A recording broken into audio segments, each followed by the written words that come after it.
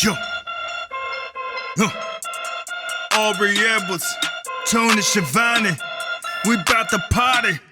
We bout to party. Unrestricted. Got the house now. We gon' turn it up. Hey everybody, it's AEW Unrestricted. Aubrey and Will here. I am doing quite well. Will, how are you right now? Because you're shivering. Cold. I am cold. It is here in Denver. The temperature just decided.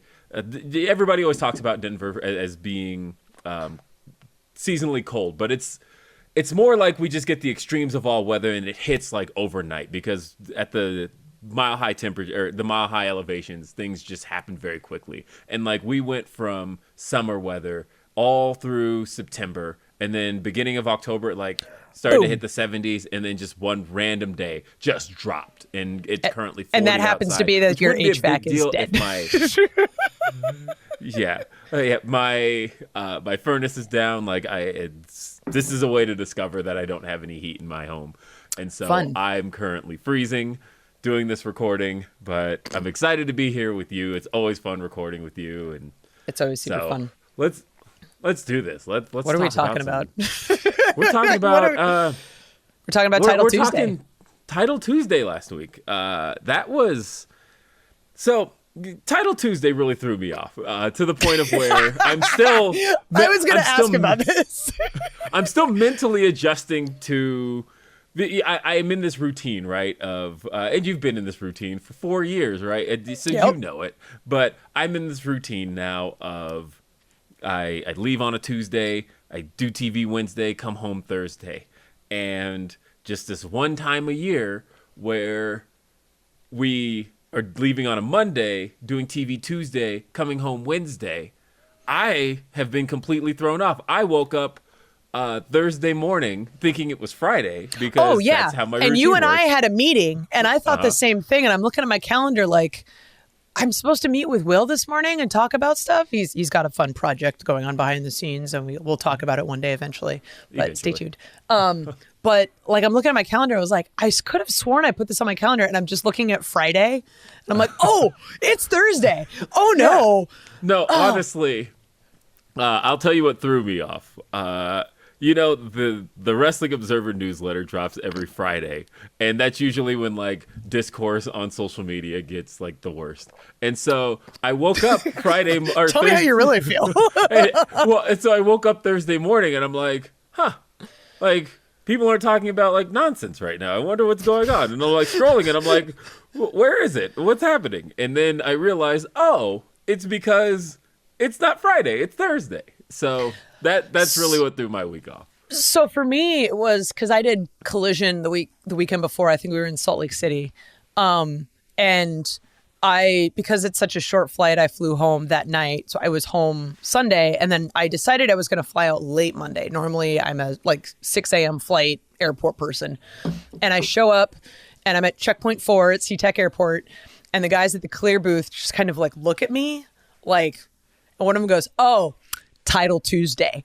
And I'm like, cool, the marketing works. It's like, thank you, David from Clear. I appreciate you so much. Tell me you're a wrestling fan without telling me you're a wrestling fan. Why are you? Title Tuesday.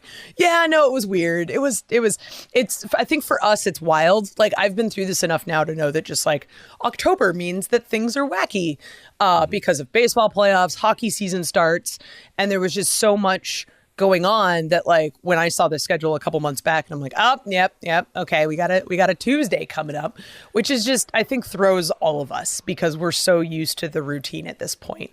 Yeah. So it was one of those like, okay, this is weird. But then it ended up being one of our greatest episodes of Dynamite ever. And obviously we are very biased, but I would easily say that it was a phenomenal show. Oh yeah, I felt that. It's one of those things where of course, again, I always have to preface things by reminding people that I work in a creative role. So I see you knew what was things, happening. Yeah, I see and know things before they're going to happen. But as Jimmy talked about on this podcast, until they've actually happened, it's only all hypothetical. It's only like, that I've seen ideas where it's like, oh, this is going to be great. And then watch it land in front of an audience and it's like, oh, it didn't hit the way it was supposed to. And then things where I've thought to myself, oh, there's no way this works. And then I watched the crowd go nuts for it. And I go, okay, I'm happy to be wrong. But this was one of those things I looked at on paper. And looking at it a week prior, I went, this is going to be a special show. This is going to be an excellent show. I just know it. And granted, it obviously, I think people know that it went through some changes throughout the day. Primarily, as Tony announced, as Tony announced, we had to change the international title match. And even still, what it changed to, I still thought, actually, this works too. Like, this is great. Are you kidding me? Like, Orange Cassidy was a phenomenal international champion, and to get to run that back again, with this time, now he knows what it's like to lose it, I think, adds a great element to that story. And so, yeah, but just looking at it on paper, I remember just looking at it going, this is going to be a great show. This is going to be a phenomenal show. And I honestly can't wait to see this executed, to see how this goes.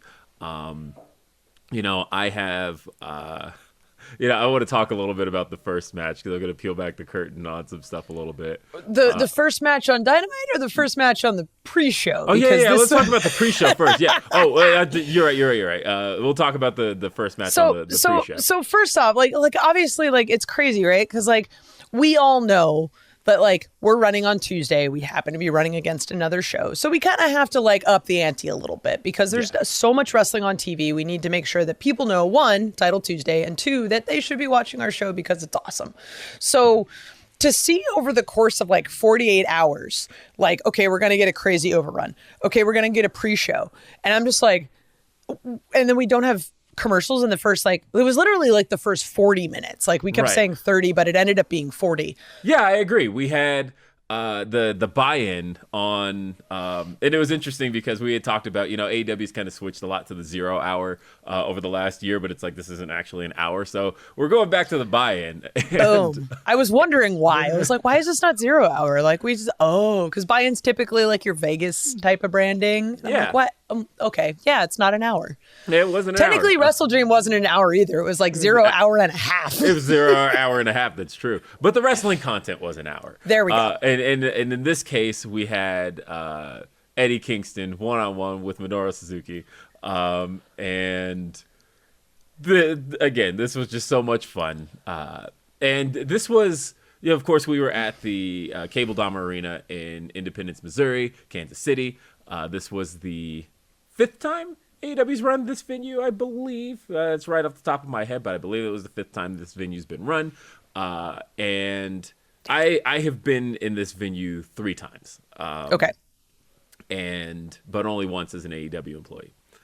But it is amazing, especially as a Broncos fan, how... I'm so sorry. No, sorry. At this point, when people ask me how I feel about the Broncos, I'm like, look, I support the Jags now. This is we all universally do. Yeah, I mean, like, we didn't like Russell Wilson, so we're sorry we gave him to you. Like, I'm sorry, not sorry. Like, we chased that guy out of town. He was kind of a dick. Well, who knew? We all wanted another Peyton Manning situation, and we didn't get that. You're not getting one. Anyway, back to wrestling. Yeah, back to wrestling. But so it's just interesting to me, right? Because, like, the one thing I'll always give Kansas City fans is how loud they are and how active they are, right? And it almost doesn't matter the situation because it's and I say that because for those who don't follow football, Broncos and the Chiefs are division rivals. They're huge rivals. Our states are right next to each other. The Chiefs are kind of good. Yeah.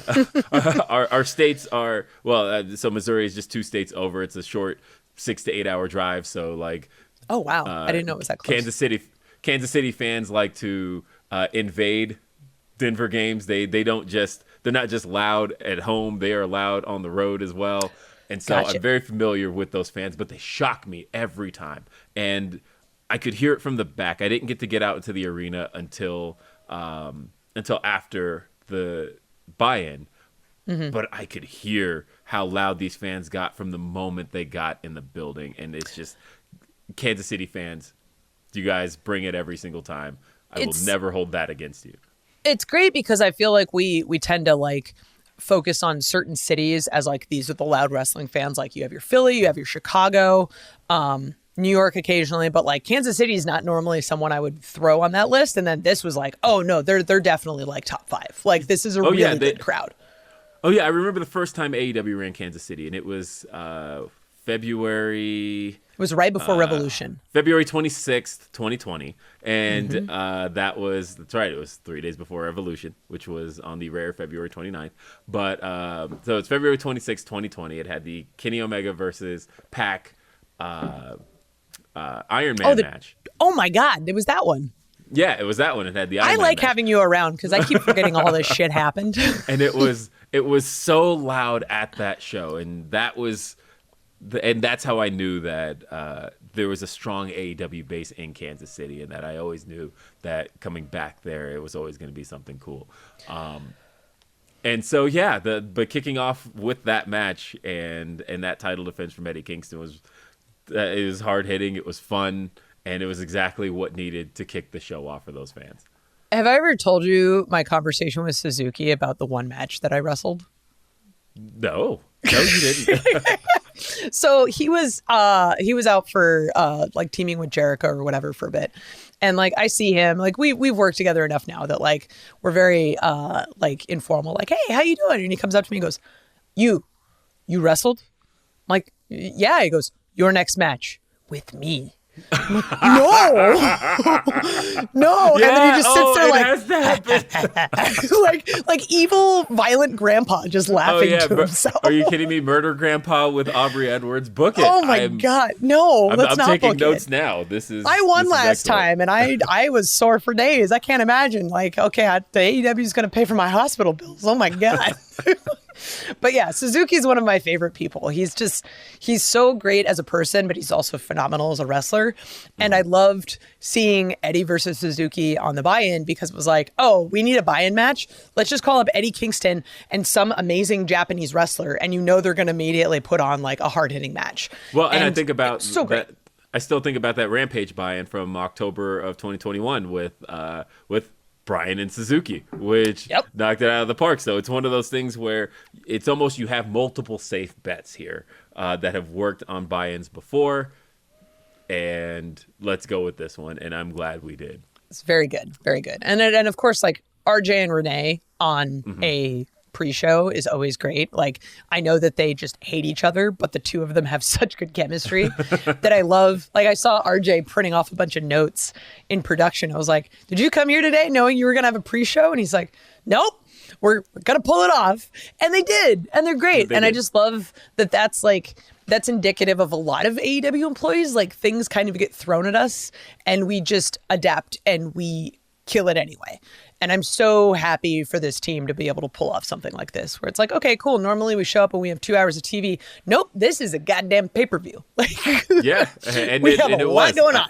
Well, especially when before we go to first break, I want to talk a little bit about the first match on Dynamite, which was you got to ref. It was Swerve Strickland versus Bryan Danielson, and.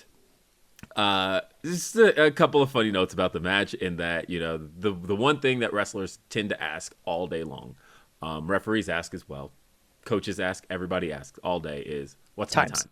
Time. Yep. Everybody wants to know their time. Literally the first question I have, what's the time? Yeah, what's the time? And it was funny because when they came and asked for time and I go, 20. And they're like, yeah.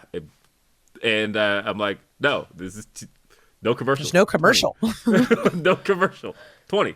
That's it. Because I think for context, just to add to that, normally when we say time, it's like, okay, how much time do we have in the match? But also, how much time is the first segment? How much time is the commercial? And how much time is the second segment? Is there any post-match? So we're looking for that breakdown because how we structure the match is based on where the commercial is and how much time we have on either end. So. Just for that full context. That's why time matters, is we're building a match around what those time breaks are. Yeah, and on a rare occasion, there's, when we're talking pay-per-views, obviously, there's a little bit more freedom. Also talking Ring of Honor, same deal, where you're really just working with the time allotted. It's not broken up into the segments. But in this case, it's a rare Dynamite where you get to work a full-on pay-per-view style match on TV, no breaks. So nice. So great. Yeah, so let's go to break and then talk more about this match because it was awesome. Yes. And yes, it was great. We are AEW Unrestricted, Aubrey and Will, talking about Title Tuesday. Fall is now upon us, and that means that from now until the end of the year, the world is going to be kicking into overdrive to feed us any and everything under the sun. And that also means that there's not a better time to keep an eye on those fitness goals and keep yourself on track. And that is where the Fitbod app continues to lead the pack. Last year, I went on a weight loss journey with the Fitbod app, losing over 30 pounds. And now my fitness goals have changed from burning fat to building muscle. And no matter what your goals are, you want a program that's smart enough to change with you. If you're looking to push your limits at the gym or jumpstart your fitness routine, Fitbod can help. Fitbod's powerful technology understands your strength training abilities, studies your past workouts, and adapts to your available gym equipment. It learns from your previous workouts and adapts as you improve. It's the perfect companion to help you crush your fitness goals this fall. Keep track of your achievements and personal bests with Fitbod's personal progress tracking charts and learn new movements the right way with over 1,000 HD demonstration videos. A full year of Fitbod is less than the cost of a single session with a personal trainer. It's not too late to crush your fitness goals this year. Try Fitbod today. Get 25% off your subscription or try the app free at fitbod.me/AEW. That's fitbod.me/AEW. Unrestricted, Aubrey, Will, we're talking Title Tuesday and just how much of a phenomenal show it was. It was just great. And starting that show with Bryan and Swerve, I think was the best possible choice. There's always a lot of choices for like what match is going to start, which one's going to be the main, which one's going to be the crossover. But I think when I heard that this was opening, I was like, okay, no, this makes sense because this is going to be incredible. I actually found out that morning because Paul Turner, senior official, he's the one that assigns the referees to the matches. And he's on the bus and he looks at me and he goes, hey, so you're good going back to back, right? And I have no idea what the order is or what's going on. And I was like, well, what are the matches? He goes, well, we're opening with Swerve and Bryan, which I then fill in the blanks of Jericho and Hobbs are second. And I'm like, oh, well, there's no commercials. So there's literally like probably like a package, like a 90-second package as like a break. And I'm like, okay, cool. Yeah, whatever. And I just see Paul like smiling on his face because he's just one of those guys. He's like silently funny. And I'm like, you don't have to keep giving me Bryan's matches, dude. And I think Paul's just to kind of like put Paul over a bit. Paul is a fantastic official because he just knows what we love to do and he always wants to give us cool opportunities, and he knows Bryan is my favorite wrestler, so it's always really great. And he also knows the Pacific Northwest affiliation, right? Like all of us are from Washington State, so it's just always really cool to see that happen because Bryan mentioned it in the Wrestle Dream post show that like there's not a lot of people that come from Washington in wrestling. It's kind of like just a corner that's off by itself, but we are lucky enough to have multiple people from Washington at AEW. So when these moments happen where you have everyone in the ring from the same place, it's just really cool. So shout out to Paul for giving me that because I was just so happy. Yeah, and I think it was honestly the right call. Genuinely, I think the match delivered. You know, it's funny so great that Swerve and I have had debates over the years because the one thing that me and Aubrey share in common is that Bryan Danielson, he is my favorite wrestler as well. Yep. And not just that, but I think he's the greatest of all time. Yep. And Swerve and I have had many a debate over who the greatest of all time is. But so, of course, I couldn't help but ask him as soon as he got back through the curtain. I go, so who's the greatest of all time? And he's like, that definitely made a case for it. Yep. Because yep. He's like, just being in the ring with him, he one day I'll let him tell the stories of being in the ring with Bryan Danielson, but I think he came away from it a little more convinced on my side of who the greatest of all time is, and it's Bryan Danielson. It's really great because, as Bryan has said, like he's kind of winding down. He's at the end of his career, so I think all of us collectively as fans, anytime we see him on the screen, we're just grateful because one, we didn't know that he would be wrestling again. And two, we don't know how much longer we have him for in full-time capacity.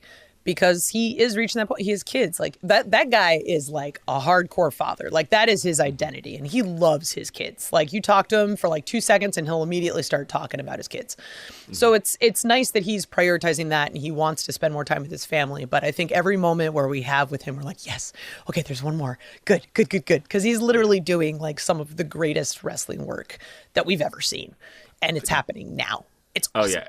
Getting to know Brian these last 5 months, I will say he was born for dad humor. Like, dude. I almost think he, the old Seinfeld bit of like, oh, you converted to Judaism for the jokes. Like, no, I think this man, like, literally. He became a dad for the dad jokes. He became a dad for the dad jokes. Like, I just feel like he had to have. But no, it is truly a big piece of his identity, and I love Brian for that. But yeah, back-to-back matches. You immediately went into Hobbs and Jericho. Yes. And I think that went in a direction that a lot of people were not expecting. That was a fun one. Cause when they told me what they were doing, I'm like, oh, that's different. And it's very different, and especially felt very like even more different given what it followed. And again, this is just a props to the creative team, you yourself, for just ordering matches in the way they did, because I feel like this flowed extremely well if you look at like kind of how the whole show went as the pie that is a wrestling show. But to see Jericho just get absolutely demolished is wild. And to also see where Hobbs has come from. Like one of his first matches was he lost very quickly to Orange Cassidy back when he was still like an enhancement talent. Mm-hmm. So to see him come to where he is now, and we talked about it after because Hobbs and I are good friends, we're gym buddies. And he's just like, you've been a part of a number of points of my career that are just memorable. Like from when he was an enhancement talent to when he was TNT champion, because I did a good chunk of his title reign, to beating Chris Jericho on TV. And we're just like, yeah, this is dope. We might have been sharing some tequila there at that point, like FTR style, but it was great. Yeah, I was just thinking about this arena was where he faced Penta for the TNT championship. Yep. Yeah, wow. And I did that match. Look at that. Everything comes back around. It's almost like it all, like, once you start to see it all kind of come together, you're like, oh, I get it. Yeah, but I was very pleased with how this turned out. I think it was really exciting. Extremely well done. Yeah, and the gasp from the crowd was something I wasn't expecting. So I mean, we know what it means as wrestling fans, what it means to beat Chris Jericho. Again, we just talked about Bryan being the greatest of all time. I think Chris Jericho is one of the greatest of all time, easily in the conversation. So. And that's part of what makes him so great about AEW is he is helping build that younger talent, like the next generation of stars. And I think as people behind the scenes, we know what it means. And then as fans, we know what it means. So that gasp is 100% justified. Yeah, absolutely. Damn, okay. And to beat him with the knee on the face too, like that. So disrespectful. That so extra great. touch of disrespect, was just chef's kiss. I love the whole thing. And phenomenal. And then we saw a new international champion crown. We talked about that a little bit already, but Rey Fénix's reign cut a little bit short as Orange Cassidy won the title back. A match Orange Cassidy was not expecting to have, which. Nope. We're talking from both a storyline perspective and a real life perspective. Like we walked into the day expecting that to be Jon Moxley in that match. And, but as Tony mentioned on the buy-in that Jon Moxley not medically clear. So therefore Orange Cassidy stepping into the role to challenge for getting his international championship back. And he did so successfully. He did grab the brass ring one more time and defeat Rey Fénix. Again, this is one of those moments where anything could have happened here. There was a lot of directions that this could have gone in, and for these guys to do what they could as quickly as they did and put on a very short but exciting match. And here we have it, Orange Cassidy, Orange Confetti. And, there's a little bit of strategy there, right, where we B-rolled So we showed the footage of Orange Cassidy's last title win, when he won the All Atlantic title almost a year ago in Toronto, where he defeated Pac, orange confetti everywhere, and that was almost to be intentionally shown to kind of show you the contrast of Orange's emotions in the two moments, because when he won here, you saw he wasn't quite as it wasn't quite as exciting as much as it was. Now he knows what comes with holding this belt, because holding that belt for Orange Cassidy and having those 32 title defenses ripped that man to shreds. And here he is with this title again, and almost that look on his face. You see the two back, like, side to side, and you're like, oh, this man is tired. Yeah, exactly. Which I think he has said in promos, like, I'm so tired. Like, he has. But that is a testament to who Orange Cassidy is as a person, that when you come in that day, like, we all show up expecting to work. Like, there is a certain expectation of, like, whether or not you're booked, it's like, okay, something might happen. You bring your gear traditionally, like, that's just what you do in case something happens. And then something happened. And to be one of the guys that traditionally is not someone who should have been a successful wrestler, but has now become a guy that we can rely on in a moment of, oh, something didn't happen the way we needed it to. We need you to fill in.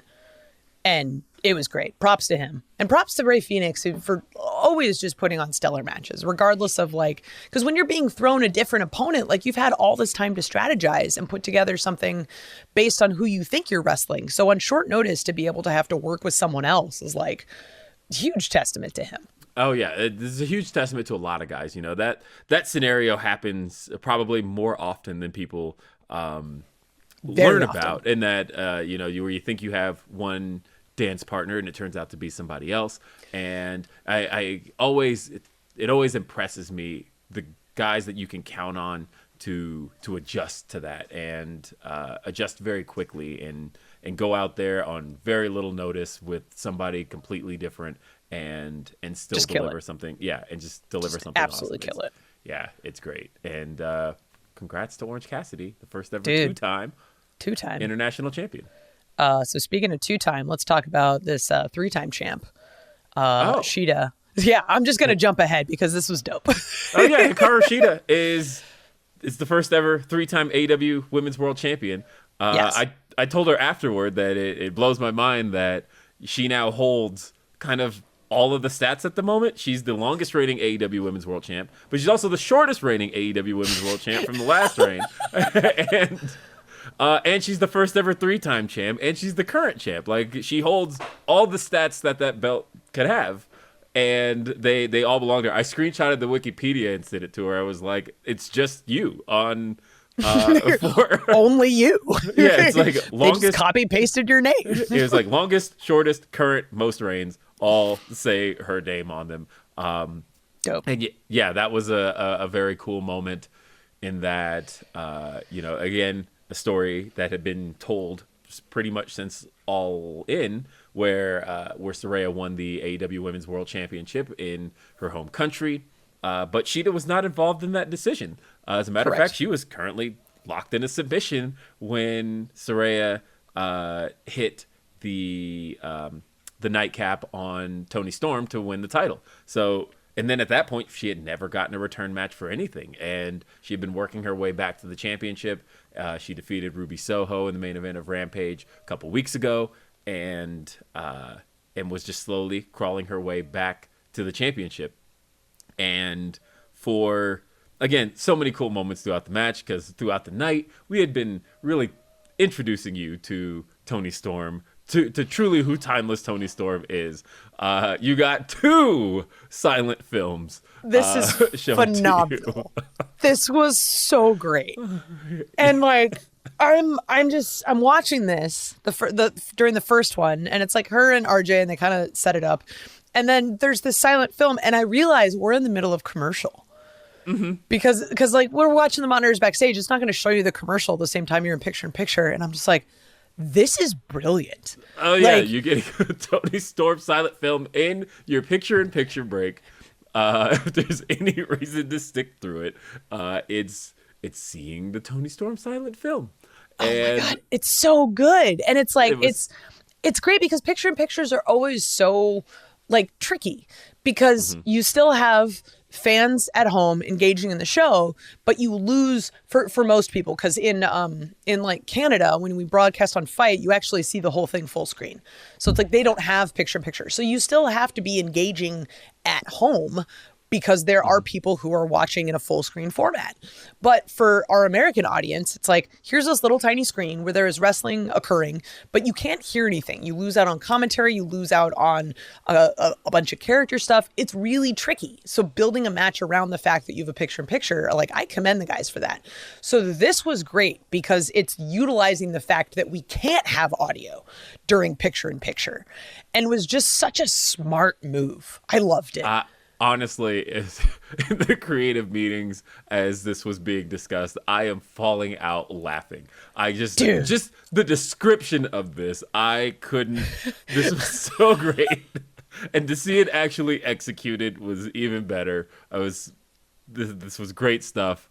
And then of course Toni Storm comes out during the match to stop the disguised Ruby Soho from interfering because she had been banned from ringside. As she's in all black, picking up a cable, putting it down, picking up a cable, putting it down. So smart. And then once Toni Storm cleared out Ruby Soho, her former teammate in the Outcast, all of a sudden we had a clean, straight one-on-one match, and props to Saraya. She tried everything in that match. She grabbed the kendo stick, but hid in the process from Paul Turner the spray paint. And then as he puts away the kendo stick, sprays Shida in the face. She hit her with the nightcap twice, and Shida still kicked out. That brought to life huge Holy Shida chants, and then Shida hits the Falcon Arrow, and but then rolls through, and then a second roll through, 1, 2, 3, new champion, confetti, 3-time champ, Hikaru Shida. It's a great moment. She's having a phenomenal year, honestly. You would really think that she was having a great year when she came into AEW in 2019, and then in 2020, of course, she was champion the majority of the year. Into 2021, she was champion over a year. But then kind of, rested a bit through 2022, but in 2023 she has been I think we looked up the stat because she tweeted it, which anytime people tweet stats like that, 9 times out of 10 I probably fed it to them, but she had tweeted that stat about how she had main evented Rampage more than anybody in 2023. Of course you fed that to her. And because she had, and again, it's usually like that. It's just been a great year for her as champion, and to know that now she gets to possibly take the championship into full gear. Of course, she's probably going to have title defenses between now and then. I'm pretty sure when this drops, she might actually have one on the books. And so who knows? Who knows? But you just can't say. I mean, like I said, by the time this airs, who knows? But and so she's having a phenomenal year. But also, there's so much going on in the women's division right now, and I think Saraya. I told her after that match, I went up to her, and I know that if you talk to a lot of wrestlers, they're their own worst critics, and she's talked about before how she had performances when she came in that she wasn't happy with, and I went straight up to her and I was like, she talked about how she wasn't happy with the performance when she first came back, and that she's been working hard to get back to who she was as a performer before her neck injury. And I told her that match she just had was the one she can hold in contrast, and she should 100%. Be proud of. Yeah, that she can hold up against the previous one and go, this is where I've come since I've returned from my neck injury, and I became a champion, and I got to defend it at Arthur Ashe Stadium, Grand Slam. Had a great match with Toni Storm there too. Yep. And I think she should hang her hat on the fact that she is back to where she was as a performer, and she should be proud of that. I agree. 2 more small things before we go to break. Both social media related, and one of the things I love about wrestling being a multimedia platform now. Shida shares a picture of her with the title, And she goes, I did it. Why am I always green? And she had green spray paint on her face, which I thought was hilarious because the same thing happened last time. The other one was actually a video that Emi Sakura posted where we're all sitting in the talent area and Shida wins and Emi just starts crying. And like, we all know each other, but like the relationship between Emi and Shida is so great because Emi trained Shida. So for Emi to see this, because like Emi doesn't know what the outcome is, and she just starts crying and she's like looking at me like, is this real? And I'm like, yes, it's real. And to have that moment captured was, and she told me the next day, she's like, I posted it. I hope you're okay. And I'm like, yes. Oh my God. Like the fact that you got to experience this thing and then you chose to share it with the world. Like that's what wrestling is about. That's why wrestling is so great. And this whole show, we haven't even talked about Adam Copeland yet, but we gotta go to break. We got so much more talking about on AEW Unrestricted. AEW Unrestricted. We're back. It's Will and Aubrey, and we're talking about Title Tuesday. We got to talk about the title portion of Title Tuesday, where we saw 2 titles change hands. We saw a number 1 contender match that crowned a new number 1 contender for the TNT title. But we didn't get to talk about the main event that saw the in-ring debut in AEW of Adam Copeland going one-on-one with Luchasaurus. First off, I have to give all the props in the world to Christian Cage. Oh my God. I told him this personally. I said to the man, because I tell him all the time that, you know, I think anybody who's followed me a long time knows I've been a long time Christian Cage fan, going back to early days in WWE. The first times he went solo, when he first turned on Adam, I was all about him. And I tell him all the time that I always feel like that 2005 run of his, where it felt like he was just on fire and everybody wanted to see him face John Cena, and it felt like that got cut short, and then that was when he ended up leaving the company and going to Impact. I've told him time and time again, that's like my favorite run of his career.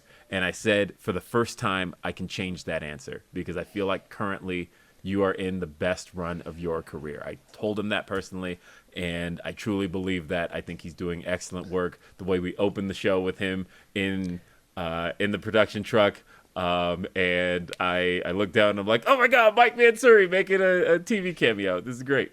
And you had Andrew Thompson, like you had everybody. Like little did you know the important people that were in that scene. I know, right? It was so great. And so again, that opening was very, very good. But then for him to address the crowd and he addressed Beth, he addressed the kids. Oh my God. He was just, again, Christian Cage as only Christian Cage could be. It's so interesting that everything has become associated with Christian Cage. Like, it's almost like, somebody has a dead father and I see the internet immediately go, oh, what's Christian Cage going to say? And it's like, it's amazing what a year has done to change Christian Cage's perception for him being that guy. The amount of memes that are Christian focused is just, it makes me so happy. Are you kidding me? I have fallen in love with the Can You Feel My Heart meme with Christian. Like, honestly, if we could somehow get that in AEW, that's like a dream. That would be a dream come true for me. And for the folks that keep tweeting that, I know, I hear it. But it's not just that though, but like even the remix of the "Cause Your Father's Dead" remix to Christian's theme, the amount of times we've listened to that and created. Oh, dude. It's very much something that everybody's aware of. But again, but a lot of it is just Christian himself. He's so good at what he does, and he's so good at knowing how to control an audience, and he's so good at knowing how to get under their skin and knowing how to bring everything out of his opponent and bring almost like a legitimate sense of hatred out of them. And it's so good. He is so good at what he does. But Adam Copeland. Oh, go ahead. No, I wanted to agree with you on like the run that Christian has right now, because it is some of the best heel work in wrestling, I think. And it's one of those things where when he is there standing with a microphone, I know he's going to say something that is just vile, but I'm very excited to hear how vile it is in particular. And like, there is so much that is untouched. Like the amount of people at AEW that don't have fathers that could potentially, like, as depressing as that sounds, like I have a really bad sense of the shit, but like my dad's dead. And I'm like, oh no, I'm going to be targeted one day. Like the fact that we can have these conversations, I'm like, this is so good. Christian is just phenomenal. He is on fire. But yes, go ahead. Adam Copeland. Oh yeah, I was gonna say though, but Adam Copeland again is just a treasure trove of knowledge and ideas, and I almost to a shocking degree, I didn't realize what he was going to bring to the table in just the 4 AEW appearances he's made so far, or I guess by the time this airs it'll have been 5, but by the amount of appearances he's made on AEW TV and the times he's been backstage, and like I said, he is just a treasure trove of ideas. And I thought he went in there with Luchasaurus and did excellent work with Luchasaurus. And then to go in there and I thought the ending was just so explosive, so much fun. It was such a good way to tie the entire show back together. I have said time and time again, my favorite thing in wrestling is when a show threads. I love threads in professional wrestling. And when we can end on one note and then remind you of multiple notes from earlier in the show, from later in the show, for things that have all happened throughout the show. It's like we brought Bryan Danielson back out because, hey, he's number 1 contender to Christian Cage, who's here with Luchasaurus, who just faced Adam Copeland. But also, we have Bryan Danielson, who's a member of the Blackpool Combat Club. And, of course, the Blackpool Combat Club, just recently on Collision, had beef with the Mogul Embassy. And the Mogul Embassy is, of course, led by Swerve Strickland. And Swerve Strickland has a beef with Hangman Adam Page, who is out here. And all of a sudden, all of these threads that were happening throughout the show that you saw all in this big 2-hour Title Tuesday came together at the very end of the show. And we close on that shot of Bryan Danielson with Christian Cage in the lapel lock. Just a phenomenal ending, I thought. And this is why when you said, I feel like on paper, this is a really good show, because you know all of this stuff is about to happen. But yeah, like watching that last thing, I was like, oh. And it was just done so well, because a lot of times you worry, like if you throw too much at wrestling fans, it's almost distracting. Like you want people to focus on this, but then there's also this thing over here, and we only have so much time on TV, and we have all this stuff we need to get across. But it was done so well. So testament to creative, a testament to the performers, a testament to our production crew for making sure that all of that got captured. I will give credit to this specific idea came from somebody in this entire thing. I won't say which one, but I want you to know that there was a very creative mind in this entire thing that was like, why don't we just tie the whole show together at the end? And it all came together so well. It came together in a way where I just felt like I had a smile on my face when I tweeted that I was really proud of the show. It's because I genuinely was. I was just proud of everybody who came to this show with the intention of delivering something special, and I think we came away from it having put on just an excellent, excellent show. I also just appreciate you strategically breaking kayfabe. Like, let's choose when we do and when we don't. Great. Yeah, I mean, really good choices. Hey, but this is unrestricted, so you have the expectation on this show that we don't hold back, right? We are going to talk about certain things strategically, though, right? Like I'm not gonna pull the whole curtain down, but I will say that we'll give you a peek from time to time. This podcast is designed to give you a little bit of a peek, and this is what we do. This is what we do on Unrestricted. This was fun. This was fun to talk about. It was fun to relive this show in Kansas City again. I can't say enough good things about you guys as a crowd. The barbecue is only okay, so stop recommending Kansas City barbecue to me, because every time I go to Kansas City, they're like, hey, you got to try the barbecue. And I'm like, okay, I'm going to finally try the barbecue. Texas is better barbecue. I'm just going to put it out there. It does. But on the other side of that, I thought you guys were a phenomenal crowd, and you guys are always hospitable. This is great. This is a great time. Was awesome. I love that we got to do a whole podcast on just like one episode of Dynamite. because it's like, I frequently forget. I was talking to someone this morning, like we are constantly go, go, go, that I don't think we take the time to stop and actually rehash and like look back at things enough. And this was, I mean, I enjoyed it. Obviously, I'm slightly biased, but I enjoyed this because this was such a phenomenal episode on multiple levels, from the creative side, from the performer side, from the production side, and just a good testament to what AEW is good at, like coming together in new and interesting ways, being presented with challenges, and just knocking it out of the park. And I just could not be more proud that I work here. It's what we do best. Yes.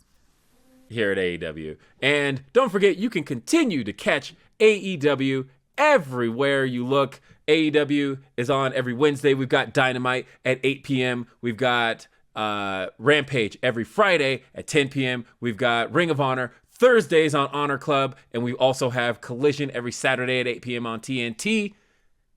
This podcast can be found, and I don't have my notes in front of me, so I need you to actually do that. This podcast releases new episodes every Thursday on all of your favorite podcast platforms, and then the video episode comes out early the next week. Just check out the AEW podcast channel on YouTube. Click, like, subscribe, all that fun stuff, so you can get notified when you can see all of our beautiful faces and Will shivering during the entirety of this podcast, because hopefully it means his HVAC is working soon. I am Aubrey Edwards, here with my best friend Will Washington. Thank you so much for listening to AEW Unrestricted.